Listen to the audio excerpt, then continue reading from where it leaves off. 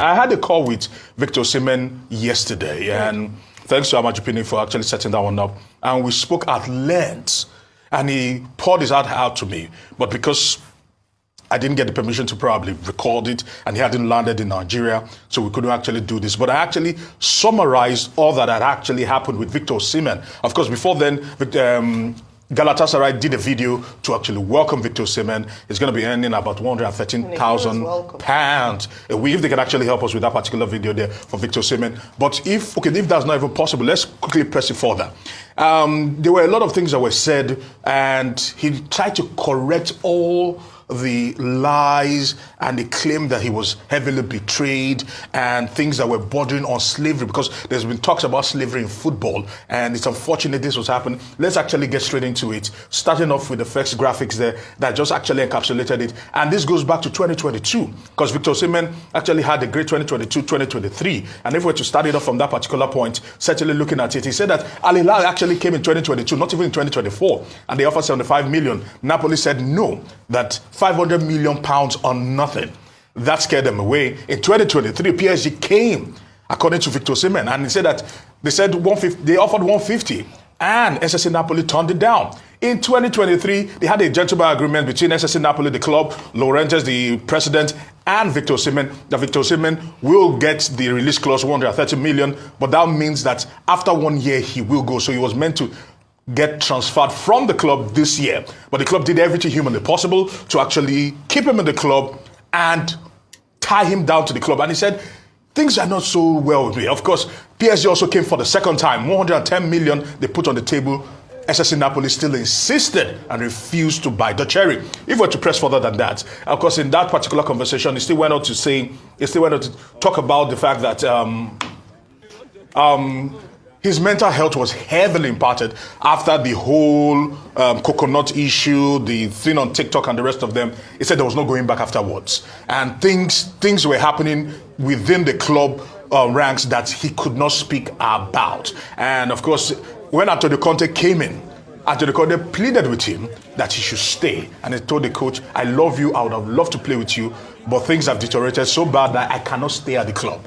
But the club went on to put out a statement that Antonio Conte did not want Victor Osimhen in the club. Of course, Antonio Conte yesterday night released a statement to that particular effect, just trying everything humanly possible to probably suppress Victor Osimhen. Of course, his defiance and refusal to play for Napoli and sign a new contract meant that he was frozen out of the squad. And he also claimed that Chelsea came in, and Chelsea and the owners that are hedge fund mavericks, so to speak, tried to swoop in and act like sharks like they do in the US, and just the typical hedge fund thinking, and they were trying to capitalize on this.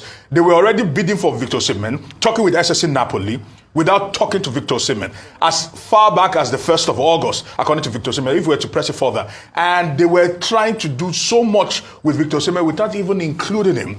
Then Victor Osimhen had the PIF come back again with Al Ahly, this time around, saying that they were going to buy Victor Osimhen for an agreed fee, and they were going to pay him £30 million per annum. Personal terms were agreed for his daughter to get a school there, get a mansion, and every other thing in between.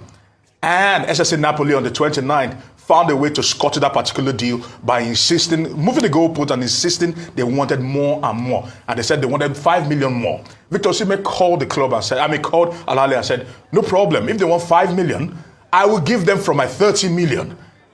To just make this move happen. And Napoli said no, they wanted a sell-on clause, they wanted more bonuses, they wanted this, they wanted that, and they ended up scuttling that particular deal. Of course, Al Ahly went on to buy Ivan Toney, and that was unfortunate. Then Chelsea, trying to become predators here, found out that Victor Osimhen might become desperate, and they decided that they were going to do something very, very funny. They offered him about 130 million. 30 minutes after that particular deal with Al Ahly went off, they offered him £130,000 a week gross. And Osimhen said no, that 43% goes to the British government. 20% goes to the NHIS, I beg your pardon, which is compulsory. Yeah. And you will still take £20,000 of that 130 for image rights. How is that possible? What is now left in the salary? If you take out 43%, you take out 20% from another, and you now take out £20,000 from deal 130.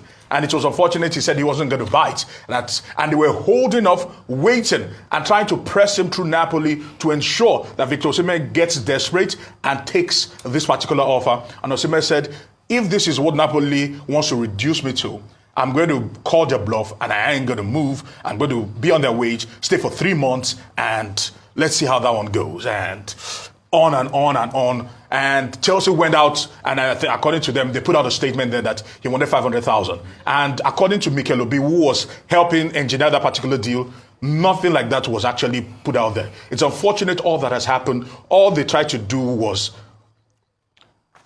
grind a man to a club where he said he wasn't part of anymore, he didn't want to play for anymore, and he didn't even want to have anything to do with them. He didn't want to touch the club with a 10-foot pole, but they insisted and said, you must stay and do as we want, which is unfortunate.